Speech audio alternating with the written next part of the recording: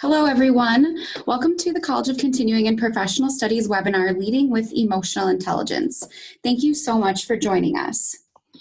My name is Megan Fleming, and I will be your moderator for today's webinar. If you have future questions about this webinar or other programs that we offer, please contact the Information Center. Contact information will be on the last slide of this presentation. There are some logistical items that I'd like to address before we begin. I ask that you please submit your questions throughout the webinar so we can address them during the Q&A portion in the last 5 minutes of the presentation. To submit your questions, select the Q&A button and type your question and press send. We will send an email in the next few days with a link to the recording of the webinar.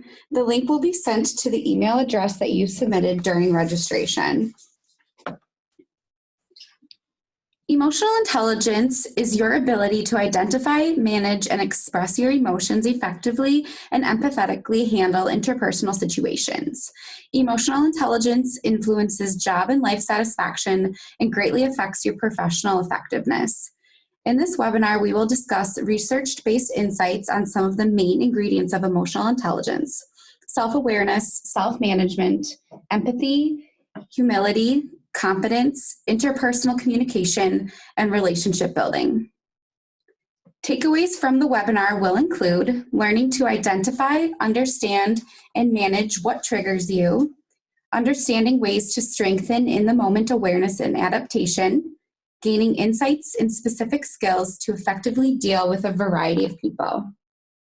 Please join me in welcoming Carolien Morse.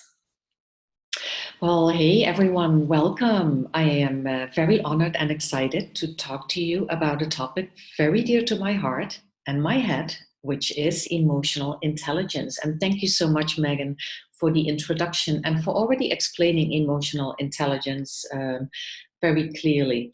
So I like this quote by John Dewey, the American philosopher and psychologist, who says, "We do not learn from experience, we learn from reflecting on experience." And so I would like to start with saying that the reflection on your experience and reflection on what I share with you and the own thoughts it triggers with you is going to be essential. So my opening statement for you today is skills and smarts matter, they matter greatly, but emotional intelligence matters even more. So just briefly about me, I have uttered a couple of sentences and you probably have detected a slight accent. I cannot imagine otherwise. My kids always tell me, our kids are brutally honest that, Mom, you still have this funny Dutch accent. So yes, I am from the Netherlands and my educational background is 3 master's degrees, one in industrial psychology, another one in clinical psychology, and one in something that is translated into education, but it's more closely related to child psychology. And I received them in the Netherlands at a university and in the UK one as well. You cannot see me. If you would see me, you would say, yeah, that's probably about right. I have close to 30 years of experience, and I have always really enjoyed and appreciated applying psychology, but also common sense and neuroscience and all kinds of research studies to the world of organizations, profit and non-profit, and for any and every level within the organization. So I do a lot of work around executive coaching, team effectiveness, change management, and a whole bunch of other topics, amongst which emotional intelligence, of course. But you know, these days you can look people up and get their complete resume. So this is where I will leave it about me. I think it's much more interesting to continue with emotional intelligence. So as Megan already mentioned, dear people, why does emotional intelligence matter? It's one of the deciding factors in job and life satisfaction. So I think you probably will recognize at least one of the following examples of situations that will help you be more successful and happier at work. So situations that make you nervous. And, you know, of course, I don't know who you are and what your experience is, what your industry and level is. You may be a production manager in a heavy machinery industry. Maybe you're a division manager in the healthcare industry. It could be that you're a shift supervisor at a construction company, or maybe a management trainee at a bank, or there likely are quite a few of you who are individual contributors in the areas of maybe IT, marketing, sales. It doesn't really matter what you do and who you are, because there is one thing that connects us all, and that is something that we have, and we need probably more of it, and that is that thing called emotional intelligence. So another situation, regardless of your industry and your level, may be that certain people may, at times, let's be honest, irritate the heck out of you. Maybe there are actions during meetings and behaviors that frustrate you or that bore you, or maybe, and I think we are all guilty of this, if you would be a live audience facing me, I would have you stand up and ask you to only sit down if you never drag the mood from another sphere in your life into interactions on the job. And I bet you that all of you would remain standing, right? Because if we're honest, we just have to acknowledge that we're human beings. So if you want to handle your own and other people's emotions better, that's when emotional intelligence matter.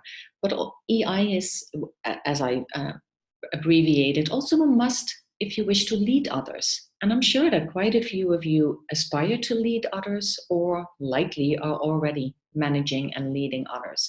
And as Megan already said, you want to do that with a combination of confidence and humility and a whole bunch of other ingredients.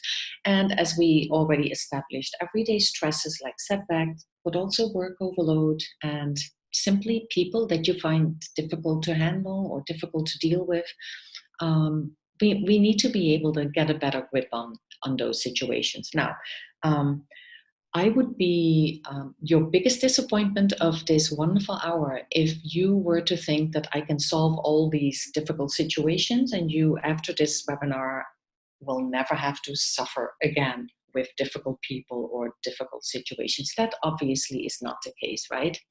But I will provide you with very practical insights and tips and have you reflect, like I stated. So what is emotional intelligence? I think most of you probably have heard of it. The simplest explanation or definition is understanding yourself and others, plus managing yourself and those relationships. Because it's one thing to be aware and understand. It's another thing to put it to practice or to turn difficult or tense or irritating situations around. So it's really your ability to identify, manage, and express emotions effectively, and to handle interpersonal situations with empathy and with wisdom. And that's again where the reflection and the learning from experience comes in. And you may know this already, but Daniel Goleman really is the father of emotional intelligence. He is a psychologist and a science journalist and has written quite a few books. So in the image here, you see 4 elements of emotional intelligence. Later, during his research and work, Daniel Goleman added a 5th element, which you see to the right, motivation. But it's really 2 elements about self and 2 about others. So it's self-awareness and self-regulation or management. And then there is social awareness, so being able to understand people's emotions and then using your social skills to deal with those. So the components explained. Self-awareness is recognizing your own emotions, how they influence your thoughts and behavior, and recognizing in the moment. So here is a crucial distinction, dear people, between awareness and reflection. Reflection is generally after the fact. So maybe you're in a meeting, maybe you got triggered, maybe you said something or didn't say something that you, in hindsight, regret. And reflection, as in, how did this happen? How was I triggered? Why is it that I felt compelled to act as I did? It's crucially important. However, self-awareness is in the moment recognizing your thoughts, your emotions, and how they are triggered, either by yourself, by your own thoughts, or by someone else. And there is an advantage of self-awareness over self-reflection. I'd like you to be really brilliant at both, of course, but the advantage of self-awareness in the moment is that you're still in that interaction, you're still in the situation. So if in the moment You get it, you understand it, you have identified it, and you also know a couple of things to turn it around that makes you much more effective, much more professional, much more influential, of course, and it helps prevent from having after the fact to be correcting things. Self-regulation. I don't know about you, but if you're even remotely human, then we all have impulsive feelings and behaviors. Those impulses and knee-jerk reactions will always be there, but self-regulation is about controlling it the best possible way that you can. So it's really managing emotions in healthy ways.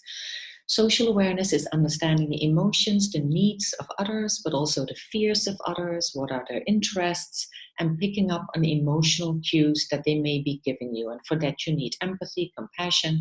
And it's a little bit dangerous because when I say picking up on emotional cues, it doesn't always mean that if you pick up on them, that you and I interpret them correctly. So there is a danger in jumping to conclusions and interpretations and judgments. And we will talk about that later.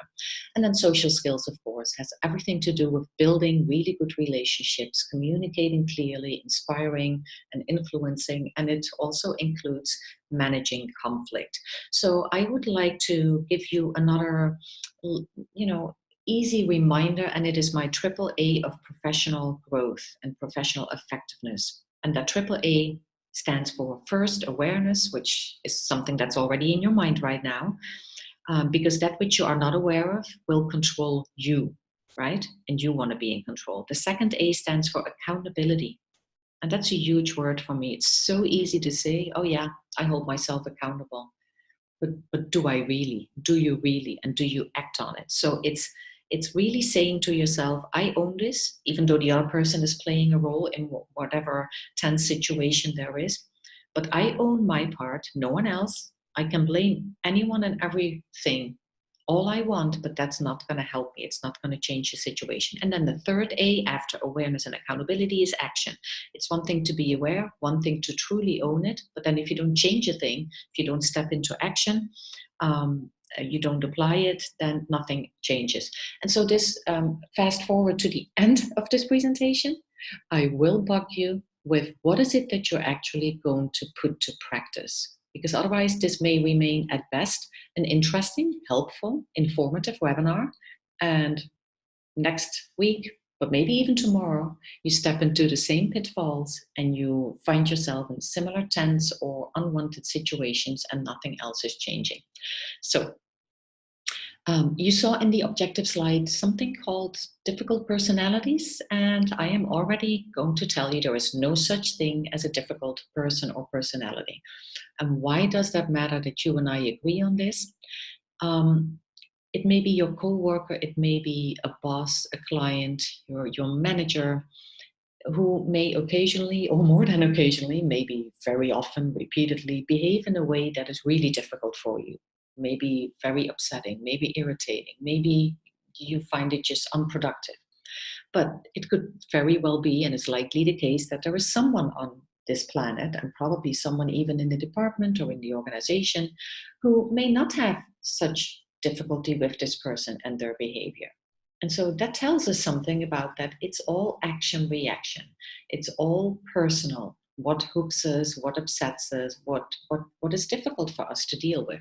So that helps you with accountability and owning your own part, because it takes away the focus on looking at someone else to change. Because I don't know about you, you hopefully have loved ones and people on the job.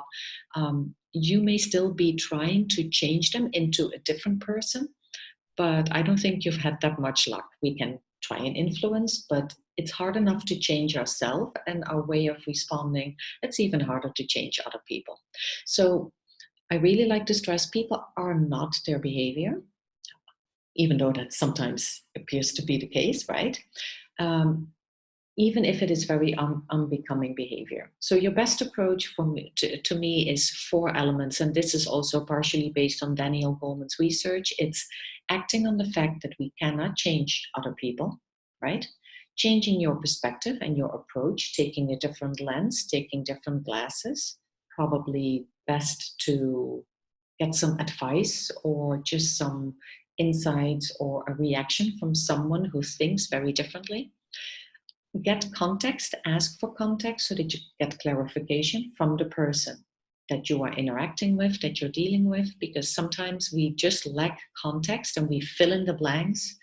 And we may be spot on with filling in the blanks, and we may be completely, totally off. And, I can still turn very red thinking of the times that I was completely wrong when filling in the blanks. And, you know that I have a couple of degrees in psychology, but that doesn't even matter, right? We're all human. And then set clear boundaries. So when we talk about unbecoming behavior, of course, there is also a certain point where you say, okay, this is a boundary, and I do not want this boundary to be stepped over. So that is part of your best approach with so-called difficult people. And so a smart mindset is really that you and I say to ourselves, this behavior is difficult for me. So how does that inform me about myself? There is enough that I don't know about this person and their circumstances. So what can I learn? How can I influence, adjust, connect with them differently? So these are literal sentences that I will use for internal quiet self-talk as I'm preparing to relate differently with a person. So let's go to triggers and what hooks you. I would like you to look at this list, and of course I will not get your responses, but I would like you to look at the list and identify 2 on the list that trigger you, that hook you, that get you either irritated, frustrated, or really upset. And maybe there are 1 or 2 or 3, who knows, types of behaviors that are not on the list. So you can add those in your mind. But please keep those in mind that you recognize. So, behaviors and attitudes of a person that can provoke you into irritation, lead to unprofessionalism, and sometimes even conflict. And maybe you have identified 2, 3, or more of those to the left. When you and I are in that dynamic, it leaves us feeling either frustrated or powerless or anxious or angry or tired, maybe even all of the above. So I would like you to remember the IUM model, and I haven't presented that as a model, but you saw that. You heard it in Megan's introduction. You saw that on the objective slide. Identify, understand, and manage. That is what you would like to do.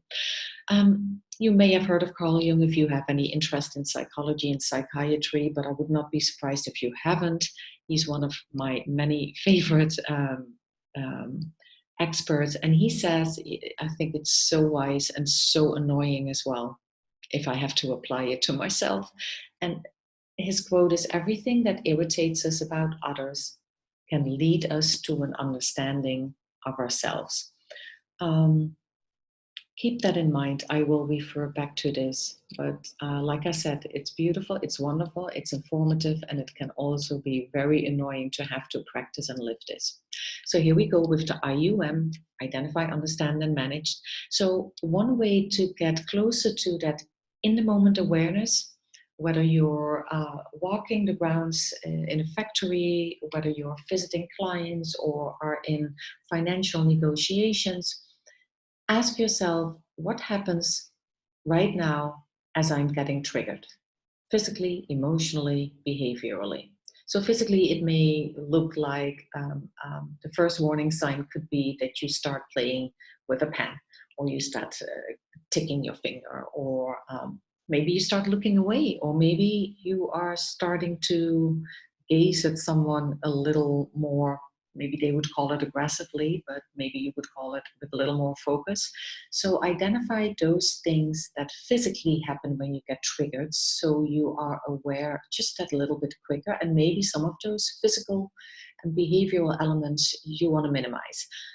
Also ask yourself, what happens emotionally? Am I really angry right now? Because that is often how frustration shows itself to us. Or am I just maybe really sad that we're having this kind of a interaction and we cannot do this any differently up until now. So it's important to identify the real emotions. And then behaviorally, excuse me, what is it that I am showing right now? What is it that I'm literally doing? So Gestalt psychology is one of the schools in psychology on which Daniel Goleman founded his whole emotional intelligence model and thinking. And Gestalt psychology talks about the behaviors that we show and that we may not have complete awareness of and control over. They are very informative for other people, and they draw conclusions from those behaviors. But like I stated before, we are not our behavior. So if you are aware of those behaviors, and if you ask yourself, I think I'm listening right now, but my real behavior, whether it's visible or not, but internally, I'm just waiting to counteract, punch back verbally, or prove the person that they are wrong and that I am right.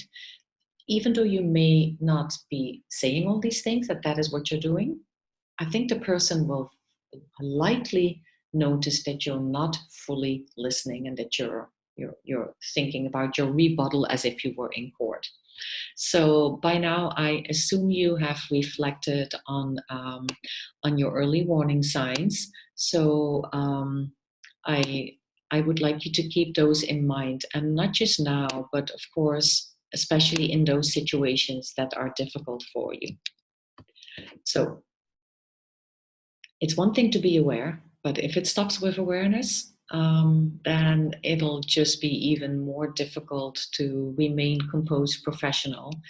You also want to know what now, how to unhook.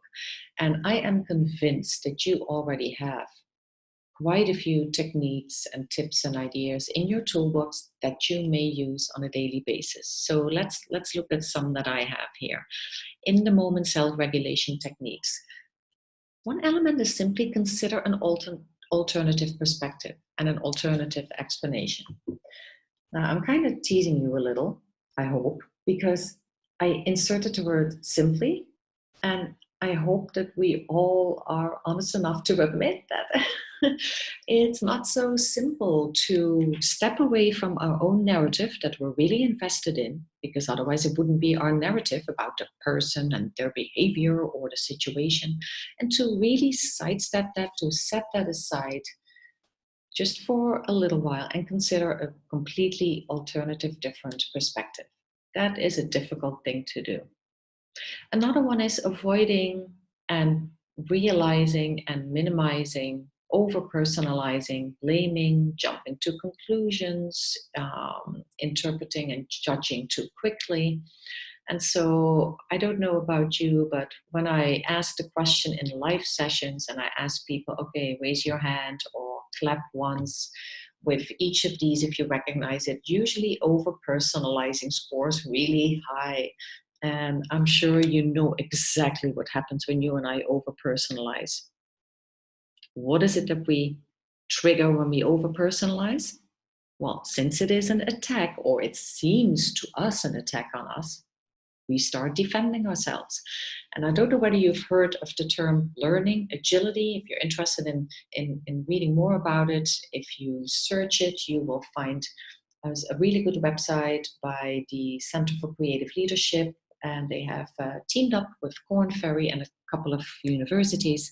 And they talk about the 4 elements of learning agility and the number one derailer. And there's only one derailer they mention regarding learning agility, and that is defensiveness. And I know we are all guilty of it, probably almost on a daily basis. So let's keep that in mind. And, whenever I see that kick in, I try and just laugh about myself and just remind myself, okay, so I was probably over personalizing. I was probably filling in the blanks. That's okay. I'm human. I don't immediately have to admit that I am all wrong or what's happening within my thought process, but I try and laugh and be compassionate with myself and just step over that hurdle of over personalizing. Of course, deep breathing, if possible, getting some physical release of your tension, whether it's walking to the water cooler or to a restroom, even if you're in a meeting and you really feel that the tension is building up and you know all these things that you heard in the webinar and that you already knew and already have used in the past, but you just cannot activate them, then please try and create that brief break. No one will know whether you really did need that restroom break, but just the physical release by walking and then also drinking some water will definitely help you refresh. And water is, and hydration is one of the main understood and underused ways to refocus and to focus better and to focus on the right things. So hydration is extremely important. And then, of course, act from curiosity. What may the person be needing, fearing, conflicting about? What are their interests? And I already mentioned that, but that requires curiosity. And usually we're not curious to learn more about the person, right? Don't know about you, but usually I want to tell them more about how I see it or how I experience something. So, some critical questions to ask yourself, not out loud necessarily, usually not, but in silence. What role am I playing here? Am I truthful about my role? And how may I be contributing to this situation? Another one is, what may I be overlooking or misinterpreting or not noticing? Whether it is in a team meeting, whether it is in a one-on-one meeting, but even in email exchanges, so many things happen, so many interpretations and jumping to conclusions, over personalizing happens. So these questions also pertain to non-live interactions. Another one that I really like when I teach and when I present, but not when I have to when I have to apply it to myself, is what may I be exaggerating, overemphasizing, underemphasizing, generalizing? That's not a fun question to answer myself. And then how may I be unintentionally incentivizing the very dynamic that I dislike? So maybe I am fueling the fire. Maybe I am incentivizing by listening or not listening certain elements. So that is also an interesting question to reflect on. Here is another quote by, or I think this is the first one I'm sharing, by Daniel Goleman. The range of what you think and do, dear participants, is limited by what you fail to notice. So whatever you don't notice, you cannot take that into consideration. You cannot make that a part of your curiosity or your perspective. You cannot make that a part of the equation. And that's why that in the moment self-awareness is so important, so that you really notice within yourself and about the other person what may be going on. So if anyone never had a really strong emotion that was bothering them, then you may probably be ready with this webinar. But I'm guessing all of you have, right? One of the things that I've learned and that I still find pretty challenging is to press the pause button. So when you and I are emotional, we lose the ability to think. And I will not turn this into a neuroscience lesson or into a webinar about the brain. But you and I have two small almond-shaped parts in the brain. We have many brain parts, but these are called the amygdala, short for Amy. So if there is an Amy in the crowd, I hope you don't mind. But they are the reactive part of the brain. They are part of what we call the reptilian brain. They are crucially important because they help process emotions. And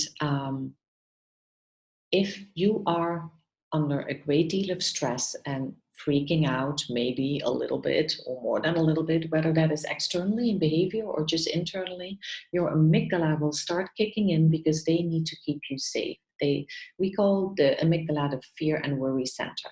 And what they do is they protect us. It's a self-protective measure. So they start the fight, flight, or freeze mechanism.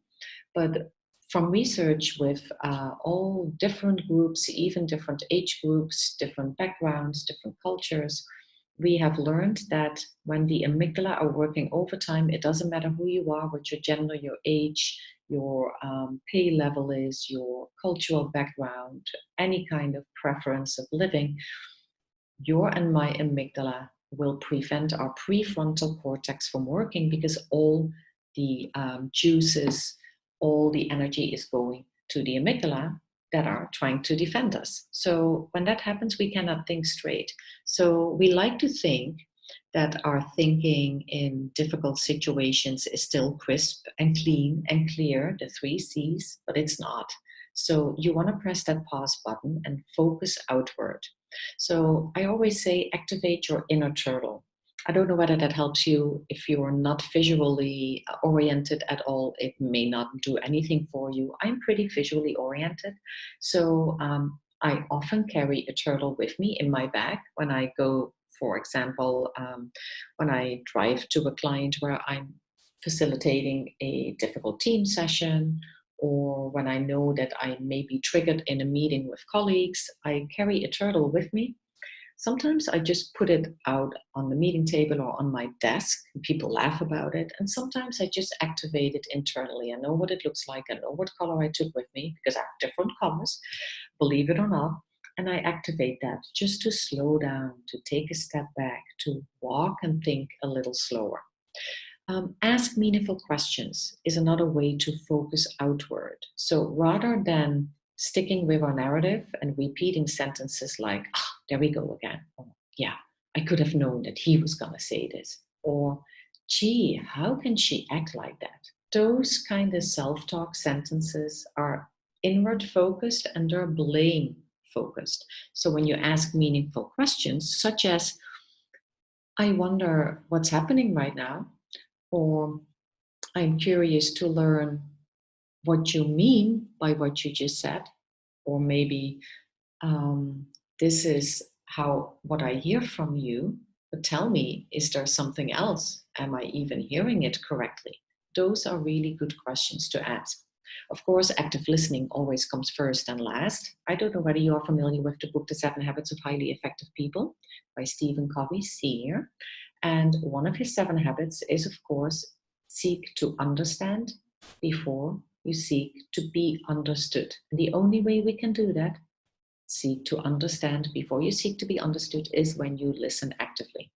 And then a mindset of tell me more, and not the yes but the yes and mindset. So press the pause and activate that inner turtle. Now, what I'd like you to do is very briefly and quickly respond to these 13, 13 questions. I was saying 6 because I'm activating my timer to help you pace a little. I would like you to read these and fill it out according to the scoring scale of 1 is very low and 4 is very high.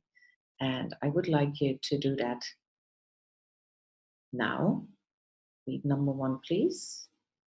Number 2, I pause when in doubt or in a pickle. I actively work to control my thoughts. I'm comfortable with and benefit from criticism. Yeah, I'd like to say I'm 4 there, but I'm 2, probably. I actively demonstrate empathy. What's your score? I show up authentically, most of the time, of course. I regularly praise others. 1, 2, 3, or 4. I give helpful feedback. That should be checked with others that you provide the feedback to, of course. I apologize and really mean it. Interesting one, huh? I keep my commitments. Do you score 1, 2, 3, 4? I help others frequently. I forgive and move on constructively. 1, 2, 3, 4. And I protect myself from emotional sabotage.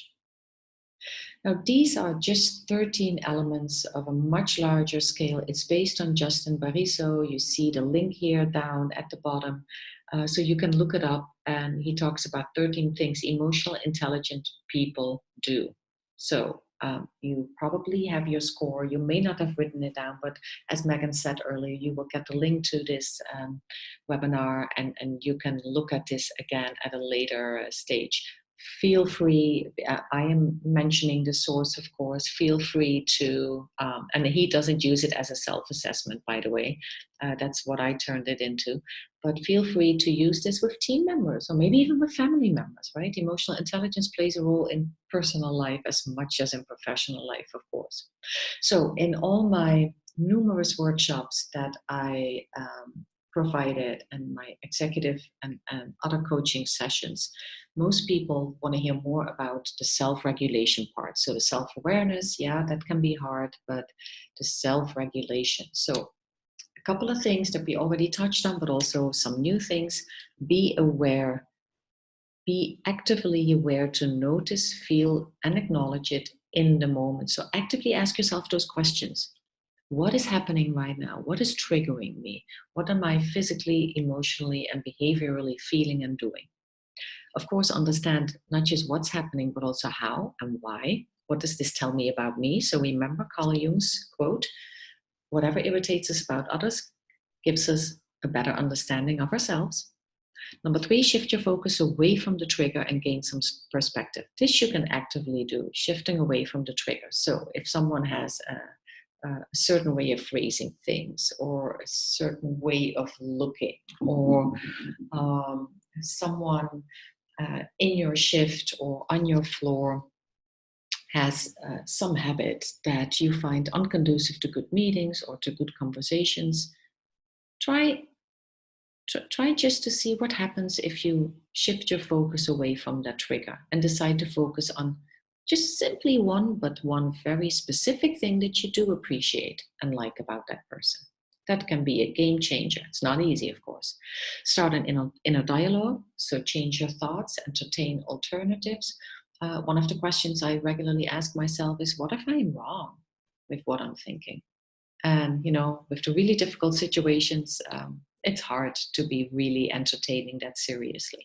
But you can start many of these tips and practices with the not so difficult situations. Verbalizing just candidly, if it is a live interaction, just tell the person, I find this difficult, or this is upsetting to me, or I'm feeling frustrated and I would like to change that. So you clearly heard me not say, I'm frustrated by you, or your behavior frustrates me, because that obviously is likely going to be received as an attack, which then puts the person either into counterattack or into a defensive mode, which is not helpful at all. Yeah, really avoid more triggers, right? So remember shifting your focus away, but also that pausing, the breathing, the changing your self-talk, asking the questions for context, and then really listening. Not just asking the question because that's what you learned, but it's about the listening and your true motivation to understand the person better and differently. Of course, look for underlying needs and common interests. That is one of the main elements of conflict resolution courses. You want to look for common interests, underlying needs, and fears, because the obvious behavior, the surface behavior, is very regularly not what's really going on at the other end of the table. What I find helpful and relatively easy to do is separate the person from the problem. That's an important reminder. And then, of course, as we already established, mastering compassion and curiosity. So there's a couple of things, dear people, that you and I can do without. And I bet you're guilty at least of one of these every now and then, maybe even regularly. And again, not accusing you of anything other than being human. So it could be drama. We have a son who I once sent a picture to as he was texting me something that had happened during his lunch break in high school. I think he was sophomore year. And I simply sent him a picture, an image that I quickly searched on the web of a drama queen, and he laughed so loudly. And it was him and a couple of friends who were just making something into something really big, but also with some unintended consequences. Now, maybe it is complaining or nagging that you recognize. Maybe it's self-centeredness, which is also a self-defensive survival mechanism. But any of these, if we overdo them, they turn sour and they turn against us, right? Maybe being overly critical, again, it's the overly that really matters, because being critical in and of itself is in many situations not necessarily a problem. Dwelling on the past, nagging and negativity. So please identify one that you know you can and should and want to do less of in times of stress. Catch it and correct it. CC, catch and correct. So I hope you identified one. Something crucial when we talk about emotional intelligence and being in control, at least somewhat, of your thought processes, because our brain has 86 billion brain cells, dear people, and it makes 1 trillion neural connections at any given point in time. So I have no illusion that anytime soon we will find a formula that will help us control our thoughts completely and our problem solving. But One crucial skill is understanding bias. And with many of the political events in the last probably, maybe I should say 10 years, but it's been happening ever since humanity exists. But it's been more under the intention. There is a lot of unintentional bias, a lot of unknown bias. And remember, what you don't notice and what you don't realize, you cannot catch, correct, and control. So cognitive bias is really an error in our thinking. And again, our thinking is not as clear, crisp, and clean as we think. It's a thinking error that happens when we process and interpret information.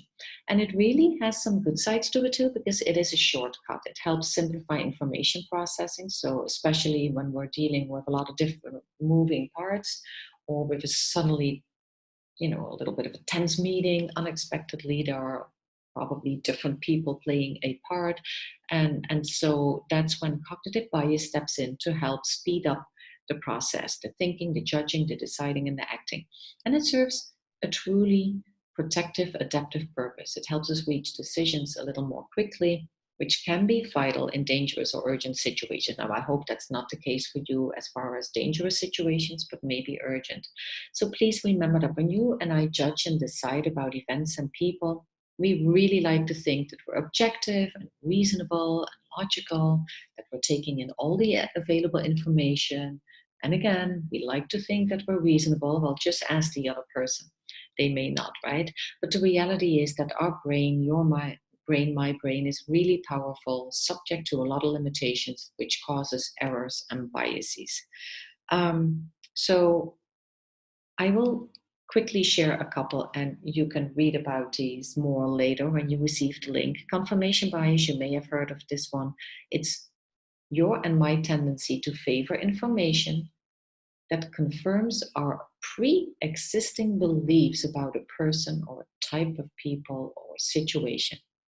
And that's pretty dumb, that you and I favor and actively seek information that confirms our pre-existing beliefs. And I have to admit, I find this one hard to beat, if I'm really honest, right? It also includes discounting examples that don't support your belief, or even worse, and politicians and people in the legal field tend to be really good at the next step, which is also still part of confirmation bias, and that is when we are faced with evidence of the opposite, politicians, legal experts, and you and I can turn this into something that at the end of our twisting and turning, it happens to still confirm our pre-existing belief.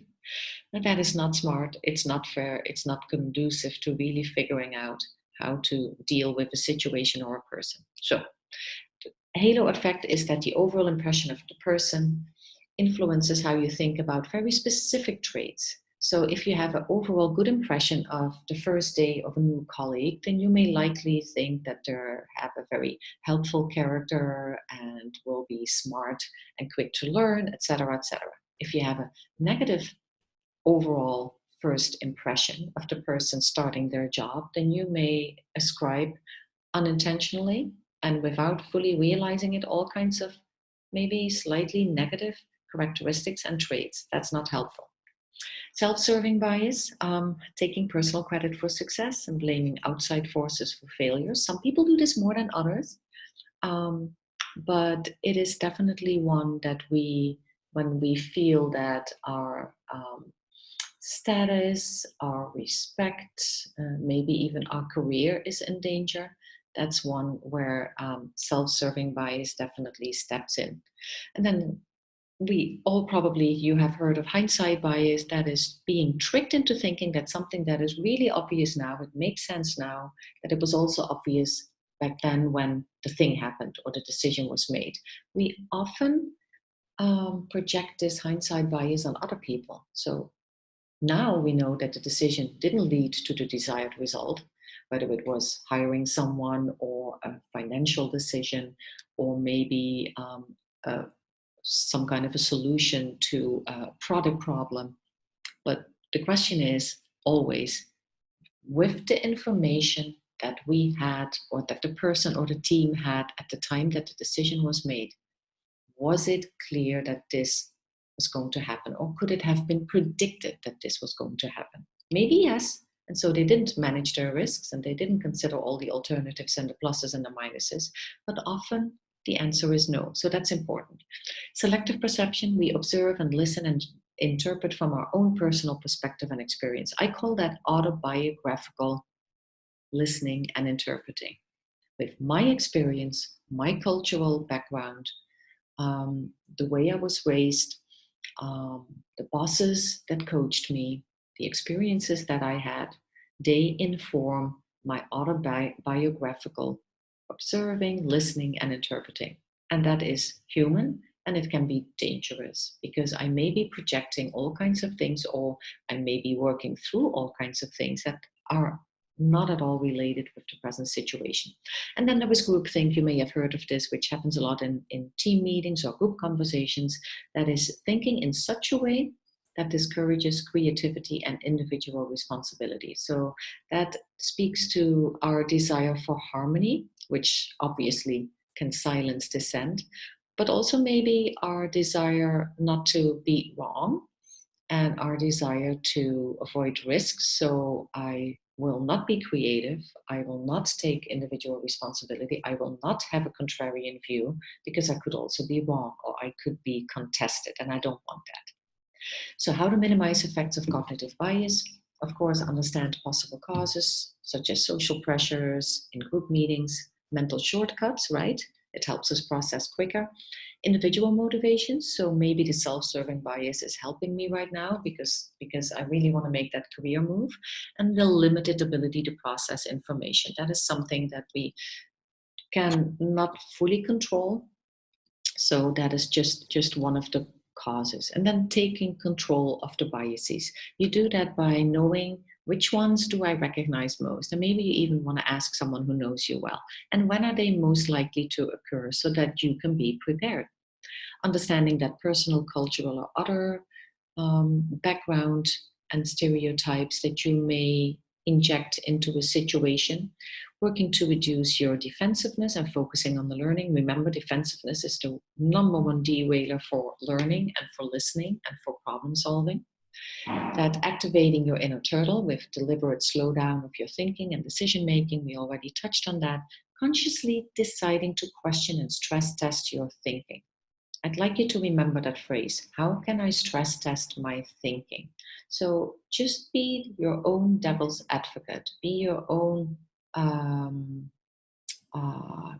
not co-counsel, but counter-counsel, so to say.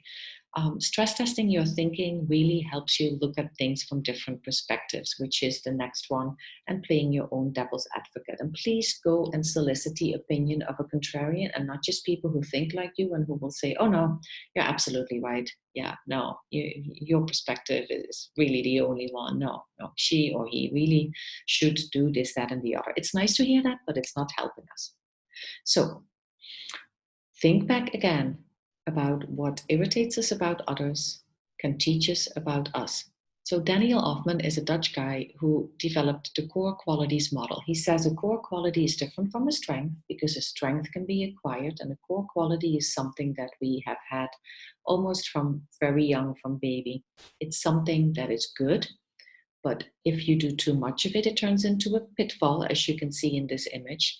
And so he says our challenge with trying to mitigate the pitfall is to define what the positive opposite of that pitfall should be. And I will give you an example soon because I may be losing you right now, right? But he says, once you've defined the challenge, the most beautiful thing that I think it does is that too much of the challenge, if you and I are confronted with too much of our own challenge, that turns into our interpersonal allergy. So probably if I were to ask you how many people have allergies, like seasonal allergies, quite a few hands would go up. If I ask you, do you have interpersonal allergies, like the things that hook you and I, every hand should go up. Maybe I have more than you do, but we all have them. And they always inform us about someone is doing highly likely too much of something that you are doing too little of, something that is in your challenge box. So first of all, the example is decisiveness. Let's say decisiveness is one of your core qualities. When you do too much of that, it turns into, for other people, into pushiness or overbearingness or being demanding. It's not just one word that can go into the too much box. And please remember, you may think it's not extreme at all. You may think it's not too much, but that's in the eye of the beholder, right? So with the decisiveness going overboard, you turn into a pushy or demanding or overbearing person in this very interaction.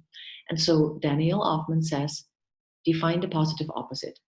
And one of the many things could be patience. Now, is that something that someone who is decisive shows a lot of, especially when dealing with a difficult situation? No, I didn't think so, right? So, the thing about the interpersonal allergy is that if you and I are confronted, if you are recognizing yourself in decisiveness and you're confronted with someone who does too much of that originally good thing called patience, which you do a little too little of, or maybe a lot too little of, right? If you're confronted with that, then that shows up as passivity for you and indecisiveness. And that probably irritates the heck out of you. So do you see where Carl Jung and Daniel Hoffman should have met? Because their two models, their two lines of thinking really fit here. Because whatever triggers you is highly likely something you have too little of. So the pitfall pushiness is the result of overdeveloped core quality of decisiveness. You want to prevent it by balancing it with something that is a little more challenging for you. And you want to balance both of them. So you don't have to get rid of your decisiveness. You can't even, because it's a core quality. And again, the average person is allergic to an excess of their own challenge. So you can fill out any core quality that you recognize in yourself in this model and work your way through this model. And please remember, something you are allergic to in someone else is highly likely in excess of a quality that you yourself need most or at least more of. So that also helps look at a situation more from that personal ownership perspective. Remember the AAA for professional effectiveness? It was the awareness, accountability, and the action. This is where the accountability comes in again. The more someone confronts you with your allergy, for example, passivity, the greater your chance of falling into that pitfall of pushiness.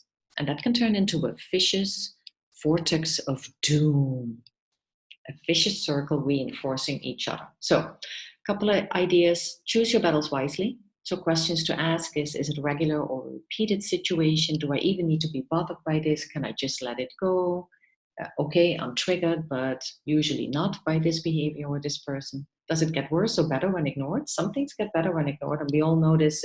For any of you who are raising young children or teenagers for that matter, sometimes things get better, other things get really worse when you and I ignore it. But it's a good question to ask, right? Also, what is the nature of the relationship?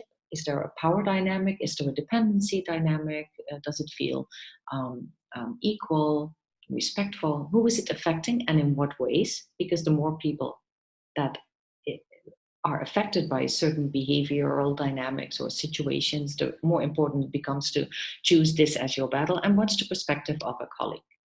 So in closing, I would like to remind you to activate your inner 3-year-old. We haven't talked about the 3-year-old yet, but the reason why I say that is they keep going at it with confidence and energy and with new approaches. They will try and get from you whatever it is that they want. 3-year-olds are brilliant because they have not developed the capability to give up yet. They just haven't yet.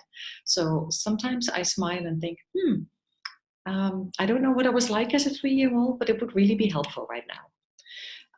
You can go through the list. The rest we have talked about before. They are just reminders that I think are really important when it comes to emotional intelligence and keeping you cool, understanding others. But the one that I do like to point out is suspending your judgment. Just wait a little longer.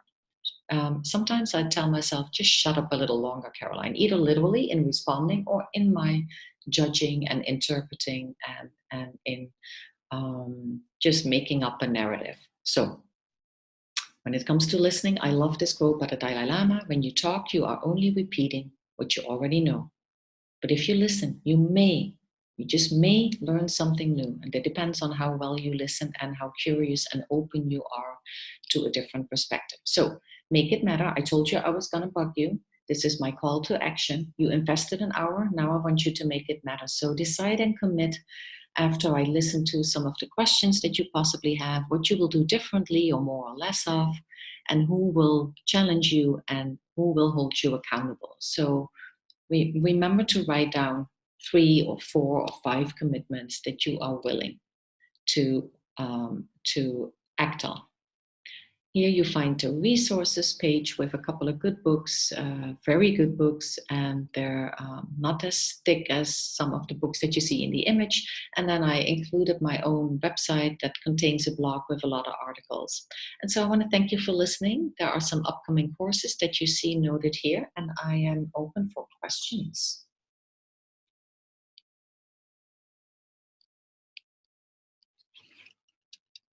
Great. Thank you so much, Carolien, for your time and your useful information. We can do the Q&A portion here for a few minutes. And then as just a reminder, we will be sending a link to the webinar recording in a couple of days. And we've got a few relevant courses listed on the slide if you'd like to learn more. We did get a couple questions as well. The slide deck will also be available and sent out along with that webinar recording. Yes. So a few questions that we received was, could you just talk about the 3 A's again, please? We had a couple folks that just wanted a reminder of what the 3 A's were. Oh, absolutely. And thank you guys for that question. I appreciate that. And it's a really simple reminder. So it's A for awareness, the first A, and it's in this order. So being aware, noticing in the moment within yourself what's going on, and kind of self-talk you're telling yourself, but also what you notice in the other person without judging or interpreting it necessarily. And the second A is accountability, holding yourself accountable for the role that you play, for whatever it is that you bring to the table and to the dynamic. So that's the owning whatever behavior and responses, but even thoughts that you silently have, owning whatever it is that you bring to the situation. And the third A stands for action. So what kind of actions can I take? Like activating your inner turtle, or activating your 3-year-old self, or taking a quick break. So I hope this was enough reminder, the 3 A's. Great. Thank you so much. Mm-hmm. Another question we have is, how do you set boundaries and utilize emotional intelligence during conflict in the face of sexism / racism / prejudice? Oh, wow. Yes. Excellent question. Sad question. I wish that question didn't have to be asked, because that would mean that there wouldn't be any prejudice, racism, or sexism. I could talk for a really long time about this. And these situations, I think, always have to be handled with trusted others as well. So boundaries are, it starts with simple statements, such as I had included in the webinar, as in, I find this upsetting, or I find this difficult. But when we talk about sexism and racism, I find this unacceptable, and this is what I'd like you to do differently, or this is what I expect. Or, and it could also be, and this is the action that I'm going to take, or this is what you can expect from me. Now, this all sounds really easy and reasonable, but I know that sexism, racism, and prejudice are very complicated, especially when you include power dynamics and dependencies within organizations. So that's why I started my response with, please make this a team effort, a collaborative effort. And I don't necessarily mean with your own team, but at least go to some trusted people, either on the job or off the job, and go find an approach and different ideas on how to handle this. And, I fully realize that I'm not responding fully to this question, because it's such a big topic. But I can only hope that you have also people, whether it is within HR or a different department, that you trust and that have policies in place. Sometimes there is a trusted advocate within the organization who is obliged to handle anything and everything that you tell them confidentially. So think of those avenues as well. Great. Thank you so much. Mm-hmm. Should we do one more question, or what do you think, Greg, on timing? I think so. Okay, we can do one more. We have a lot of questions, so we do apologize that we may not be able to get to all of them. So another question that we received is, how can you build a personal and or professional connection without over-personalizing? Excellent question. Yeah. I think the two sometimes, and that probably prompted your question, and thank you again, excellent topic. Sometimes they are connected and they reinforce each other in the wrong way, but they don't necessarily have to. So building a personal and a strong professional connection probably means that you regard the person's perspective, that you trust the person, and that it means a lot to you, that the person understands you but also supports you and agrees with you, likely most of the time, right? That's what we appreciate. That's what we tend to desire from people, even if it's partially or totally unconscious. But it's exactly those personal, strong, and professional connections that should give us the confidence that even if something feels personal, because we thought they were on our side, we thought that they thought similarly to us or that they would always support us, those are especially the situations in which I would suggest to build on that strong connection and just be open and honest. So this is part of emotional intelligence, and just letting the person know, I have to admit that this really feels very personal to me. This really hit me stronger than you may realize, and more than I expected or than I wanted to.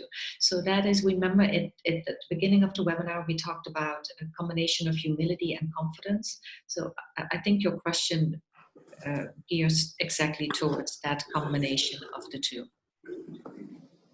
And there are many more things to say about this, but I also want to leave some time for either people to be ready to go to their next meeting or for another question, but I leave that up to the team.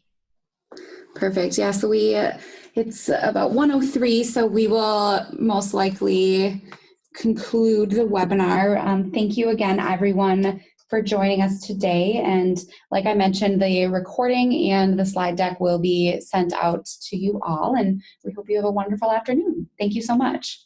And thank you from me as well, everyone, and the team.